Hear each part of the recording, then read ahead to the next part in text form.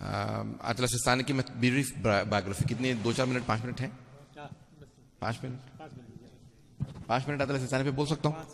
اچھا حضرت آیت اللہ العظمیٰ سید علی حسینی سیستانی نام ہے, مشہد مقدس میں پیدا. سیستان ایک صوبہ ہے ایران کا, خراسان سیستان بلوچستان. سیستان ایک صوبہ ہے, ایک اسٹیٹ ہے ایران کی, اور وہاں سے ہیں. ان کے والد بہت بڑے عالم تھے, بھائی بھی عالم, اور آغا سیستانی جو ہیں مشہد مقدس میں پیدا ہوئے.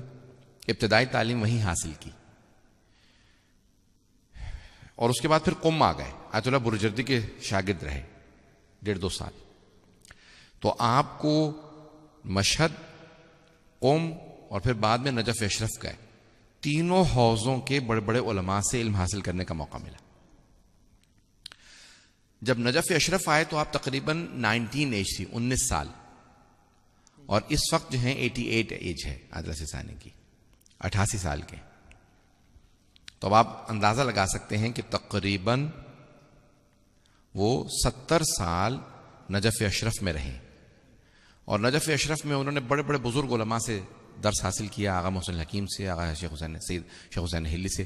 لیکن سب سے زیادہ جو آپ نے استفادہ کیا وہ آیت اللہ سید ابوالقاسم الخوئی سے. یہ تو دیکھیں علم میں جتنا ان کا پیش کروں گا نا, وہ آپ بہت سے لوگ سمجھ نہیں پائیں گے کہ بھئی علم میں کتنے مضبوط ہیں. بڑے بڑے اور علماء موجود تھے, لیکن ہمارے علماء کہتے ہیں کہ مرجعیت میں امام زمانہ کا بڑا دخل ہوتا.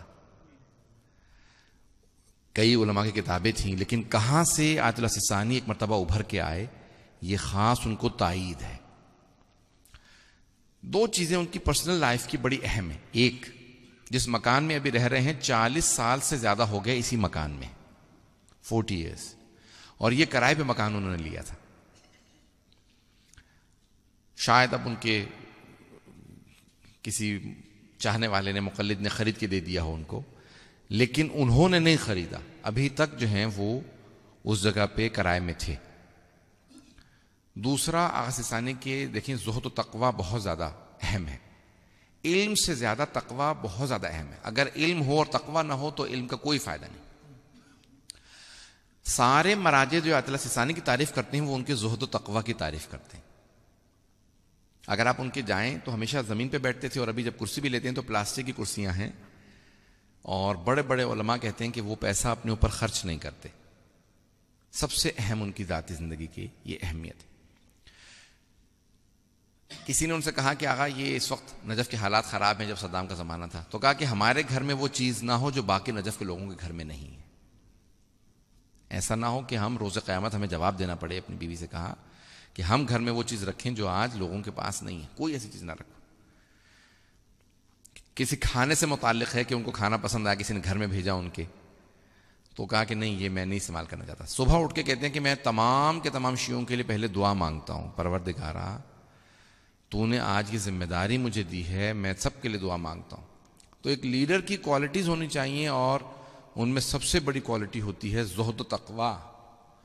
اور آیت اللہ سستانی کے لیے کہتے ہیں کہ عالمیت اپنی جگہ پہ, اتقا ہونا اپنی جگہ پہ, لیکن اورا یعنی سب سے زیادہ جو ان کے اندر ہے وہ ورع, تقوی اور زہد, وہ سب سے زیادہ. لباس اگر آپ ان کا دیکھیں سادہ, اور یہ سب سے بڑی علامت ہے کہ اتنا خمس ان کے نام پہ millions and millions of dollar دنیا میں جمع ہوتا ہے. ایران میں, عراق میں, پاکستان میں, ہندوستان میں, یورپ میں, مڈل ایسٹ میں, افریقہ میں, کہیں چلے جائیں ہر جگہ ان کے مقلدین ملیں گے, خمس نکالتے ہیں. لیکن وہ اپنی ذاتی زندگی کے اندر اگر آپ دیکھیں تو بہت سادگی ہے. ایک کوالٹی جو مجھے ان کی بہت زیادہ پسند ہے, کسی موضوع پہ جا کے آپ ان سے بحث کر لیں, وہ اس موضوع پہ بہت زیادہ گرپ ہوتی ہے ان کی, بہت مضبوط ہوتی. ایک صاحب جو ہیں وہ ان سے بحث کر رہے تھے جنگ سے متعلق, تو آغا سستانی نے 10 منٹ ان کے ساتھ بحث کی, تو کہنے لگا کہ مجھے لگ رہا ہے کہ یہ جو بات کر رہے ہیں نا سیکنڈ ورلڈ وار, یہ ساری کی ساری انہوں نے کتابیں ان لوگوں کو لکھ کے دی ہیں. وہ اپنے طور پہ لندن سے ہمارے ساتھ گئے ہوئے تھے, بہت اپنے آپ کو قابل سمجھتے تھے. تو 10 منٹ بحث کے بعد کہنے لگے کہ مجھے لگتا ہے کہ آیت اللہ سستانی نے یہ ساری کتابیں لکھی ہیں سیکنڈ ورلڈ وار پہ. تو ایک کسی موضوع پہ آپ ان کو, لندن جب علاج کے لیے آئے تھے, 5 منٹ ہونے والے, میں ایک آخری بات پیش کر رہا ہوں. لندن جب علاج کے لیے آیا آیت اللہ سستانی, تو اپنے وکیل سے, داماد سے کہا کہ میں اگر مطالعہ نہ کروں تو میں سو نہیں سکتا, اگر نہیں پڑھتا تو میں سو نہیں سکتا. تو یہاں میرے پاس ہاسپٹل میں کتاب نہیں ہے, تو کچھ کتابیں لا دو تاکہ میں پڑھ لوں. تو ان کے وکیل کہنے لگے، میں نے دفتر میں کہا کہ جو لیٹسٹ اس وقت جتنی بھی عربی اور فارسی کی جو جدید ترین کتابیں آئی ہیں نا، لبنان سے چھپی ہیں، ایران سے چھپی ہیں، عراق سے، جو جدید ترین تحقیق، جو سب سے لیٹسٹ جو آپ کی ریسرچ ساری چھپی ہیں کتاب، جتنی بھی عرب اور ایرانی علماء کی عربی اور فارسی کتابیں، وہ سب لے لو. تو کہنے لگے 50-60 کتابیں میں ان کے پاس لے گیا. یہ خوش ہو کے کہ بھی یہ ساری کی ساری نئی کتابیں آئی ہیں تو آغا نے نہیں پڑھی ہوں گی، 1-2 سال میں چھپی ہیں. کہا جب میں شام کو گیا تو انہوں نے 80% کتابیں الگ کر کے کہنے لگے یہ میں نے پڑھ رکھی ہیں پہلے سے.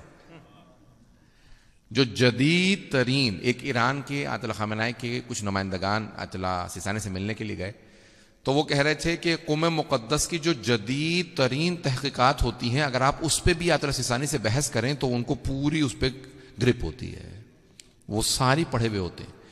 تو مرجع کا کام یہ نہیں ہے کہ وہ صرف اپنی تحقیق کو پیش کرے بلکہ سب کی ریسرچ پڑھنے کے بعد پھر وہ نظریہ قائم کرے. تو یہ ہمارے بہرحال مرجعیت کا ان کا کمال ہے.